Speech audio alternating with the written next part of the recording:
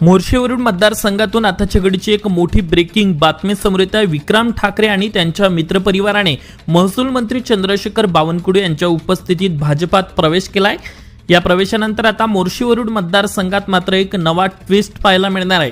आता वरुड शहरात सुरू झाले आहे ग्रॅव्हिटी फिटनेस क्लब, ज्यात तुम्हाला मिळणार आहे सर्वात अनुभवी ट्रेनर। खास ऑफर सुरू आहेत, ज्यात फक्त 1500 रुपयांमध्ये तुम्हाला 3 महिने वर्कआउट करता येईल। विक्रम ठाकरे यांच्या भाजप प्रवेशाने अमरावती जिल्ह्यात काँग्रेसला मोठा धक्का बसलाय, असं वक्तव्य यावेळी पालकमंत्री चंद्रशेखर बावनकुळे यांनी केलाय। पण खऱ्या अर्थाने आजचा पक्षप्रवेश हा अमरावती जिल्ह्याच्या संपूर्ण काँग्रेस पार्टीला धक्का देणारा पक्षप्रवेश आहे। काँग्रेस पार्टीला धक्का देणारा पक्षप्रवेश आहे। आणि माझी जरी म्हणजे आता पहिल्यांदा ओळख होत असली तरी मी सोशल मीडियावरून त्यांचं कार्य त्यांना फॉलो करत होतो आणि एक तरुणाला लागेल एवढी एनर्जी जेव्हा भारतीय जनता पार्टीचे सन्माननीय साहेब प्रदेशाध्यक्ष होते तेव्हा सकाळी नागपुरात राहत होते, दुपारी नागपुरात राहत होते, संध्याकाळी मुंबईत राहत होते। म्हणजे पायाला फिंगरी मारण्यासाठी त्यांनी आपल्या पक्षाला आणि देवेंद्रजींच्या खांद्याला खांदा लावून देवेंद्रजींना मुख्यमंत्री बनवण्याचं जे स्वप्न बघितलं होतं ते स्वप्न त्यांनी त्या ठिकाणी पूर्ण केलं। तसेच आणि त्यांच्या नेतृत्वावर या ठिकाणी विश्वास ठेवून आपण सगळ्या मित्रमंडळींना भारतीय जनता पार्टीमध्ये या ठिकाणी काम करायचं या ठिकाणी निश्चित केलं आणि यांनी सुद्धा आपल्याला या ठिकाणी काम करण्याची भारतीय जनता पार्टीमध्ये संधी दिली, त्याबद्दल मी सुद्धा पुनश्च आपल्या या ठिकाणी आभार मानतो। साहेब, माझा परिचय ज्याचा झाला तर मी माझ्या राजकारणाची सुरुवात वयाच्या 22व्या वर्षापासून केली।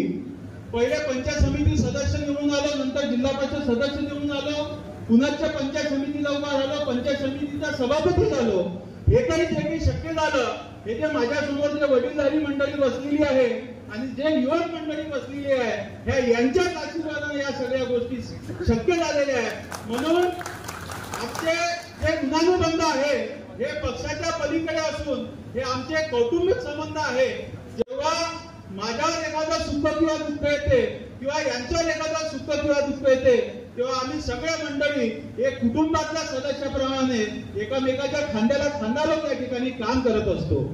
पक्ष संघटनेत सुद्धा काम केलं साहेब। एनयूसीआय पासून माझी सुरुवात केली, एनयूसीआयचा अध्यक्ष राहिलो, महाराष्ट्राच्या बळीवर काम केलं, वर्धा लोकसभेचा अध्यक्ष सुद्धा राहिलो, महाराष्ट्र युथ काँग्रेसचा महासचिव सुद्धा राहिलो। म्हणजे पक्ष संघटनेत सुद्धा निवडणुकीच्या माध्यमातून मी बरंचसं काम त्या ठिकाणी करू शकलो। आणि या तालुक्यातला जर इतिहास जर आपल्याला सांगतो म्हटलं तर बराचसा इतिहास आपल्याला सुद्धा माहिती आहे। पण या तालुक्यामध्ये कृषी उत्पन्न बाजार समिती, खरेदी विक्री, सातपुडा दिली, त्यानंतर मी स्वतः पंचायत समितीचा सभापती होतो आणि काही जिल्हा परिषदेचे सदस्य, असा बराचसा गोतावळा सध्या आपल्या आशीर्वादानं या तालुक्यामध्ये आम्ही सगळेजण एकामेकाच्या खांद्याला खांदा लावून या ठिकाणी काम करत आहे। आणि मला विश्वास आहे की याच्यानंतर आम्ही आपल्या सगळ्यांच्या स्टेजवरती जी मंडळी बसलेली आहे त्यांच्या नेतृत्वावर विश्वास ठेवून जो आलेला आहे त्याला निश्चितच भविष्यात बळकटीत मिळाल्याशिवाय या ठिकाणी राहणार नाही, असा मला या ठिकाणी विश्वास आहे। आता हे कार्य करत असताना बऱ्याचशा मंडळींना या ठिकाणी प्रश्न पडलेला असेल की हे सगळं असताना या ठिकाणी हा निर्णय का घेण्यात आला। तर साहेब, मी आपल्याला सांगतो की मी ज्या पक्षामध्ये काम करत होतो मला कुठल्याच व्यक्तीवर टीका करायची नाहीये, टिप्पणी करायची नाहीये। जे होता तो माझा भूतकाळ होता, जे आहे हा माझा वर्तमान काळ आहे आणि भविष्यातला भविष्य काळ आहे। म्हणून जे आपल्या आयुष्यात झालेलं असते त्याचा विचार करायचा नसतो। पण साहेब, एक खंत मनाला अशी वाटते की ज्या पक्षामध्ये आपण काम करतो त्या पक्षाच्या जिल्हा पातळीवरचे असो किंवा महाराष्ट्र पातळीवरचे लोक असो, एखादा जर आपलं काम करत असताना चुकलं तर आपला कान सुद्धा त्यांनी पकडला पाहिजे आणि एखादं जर काम चांगलं जर केलं तर पाठ सुद्धा त्यांनी थोपाटली पाहिजे। या अपेक्षेने एखादा कार्य पक्षात काम करत असतो, पण जवळपास 15 ते 20 वर्षापासून या समाजकारणात आणि राजकारणात मी असताना कधी आमच्या पक्षश्रेष्ठीनं एखादं काम चुकलं असेल तर माझा कान पकडला नाही, आणि एखादं काम जर चांगलं केलं असेल तर पाठ सुद्धा पकडण्याची त्यांना आवश्यकता वाटली नाही.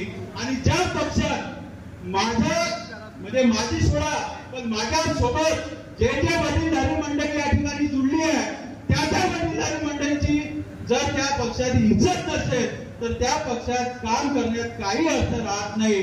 म्हणून आम्ही सगळ्या मंडळींना या ठिकाणी ठरवलं की आता आपण भारतीय जनता पार्टीमध्ये माननीय देवेंद्रजी यांच्या नेतृत्वावर विश्वास ठेवून, सन्माननीय बावनकुळे साहेबांच्या नेतृत्वावर विश्वास ठेवून आणि सन्माननीय बोंडे साहेबांच्या नेतृत्वावर विश्वास ठेवून आणि या स्टेजवर असलेले सन्माननीय जे काही ज्येष्ठ मंडळी आहे यांच्या नेतृत्वावर विश्वास ठेवून आपण या भारतीय जनता पार्टीमध्ये पक्ष प्रवेश केला पाहिजे. आणि त्या अनुषंगानं आता बरेचसे मंडळी साहेब हे सुद्धा म्हणतात की बोंडे साहेबांना कदाचित अनुभव असेल की मला साहेब जेव्हा हा निर्णय झाला तेव्हा बरेचसे कोण एकाच गोष्टीने आला का तू वेळ का केला, तू हा निर्णय अगोदर घ्यायला पाहिजे होता. पण मला असं वाटते की आयुष्यात जो क्षण जेव्हा यायचा असतो तो तेव्हाच असतो, आणि आज तो क्षण गोकुळाष्टमीचा दिवस अत्यंत चांगला दिवस आहे आणि आज तो क्षण गेला असेल म्हणून आजच्या दिवशी हे घडायचं होतं आणि आजच्या दिवशी ते या ठिकाणी घडलं. आता राजकारण म्हटलं तर सगळ्यांच्या मनात या ठिकाणी किंतु परंतु असतो.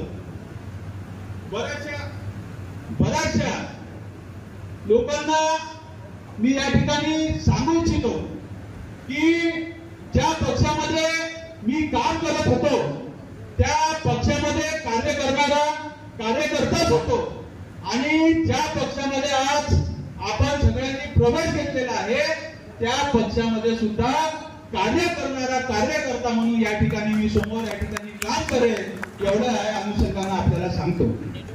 आणि जे भाजपचे पदाधिकारी आहेत किंवा जे भविष्यात आता ज्या नगरपालिकेच्या निवडणुका होणार आहेत, ज्या जिल्हा परिषदच्या निवडणुका या ठिकाणी होणार आहेत, तर जे भारतीय जनता पार्टी जे उमेदवार या ठिकाणी देतील त्या उमेदवारांच्या प्रचारासाठी आजच्या या प्रवेशाच्या अनुषंगाने सांगतो की सगळ्यात समोर विक्रम ठाकरे हा भारतीय जनता पार्टीचा झेंडा घेऊन या ठिकाणी उभा राहील आणि आपले पूर्ण जे पक्ष या ठिकाणी उमेदवार भारतीय जनता पार्टीचे आपले देतील ते पूर्ण उमेदवार कसे निवडून येतील हे सगळे जण आपण संघबद्धाने या ठिकाणी प्रयत्न करू आणि या मोर्शी मतदारसंघावर नगरपालिका आणि जिल्हा परिषदच्या अनुषंगाने भारतीय जनता पार्टीचा झेंडा या ठिकाणी आपण लहरावू